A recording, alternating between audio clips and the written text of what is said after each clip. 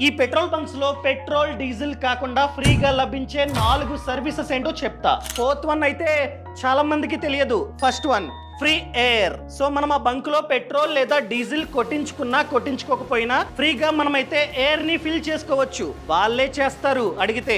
ఒకవేళ వాళ్ళ సర్వీస్ నచ్చితే అప్పుడు కావాలంటే టిప్ ఇవ్వచ్చు.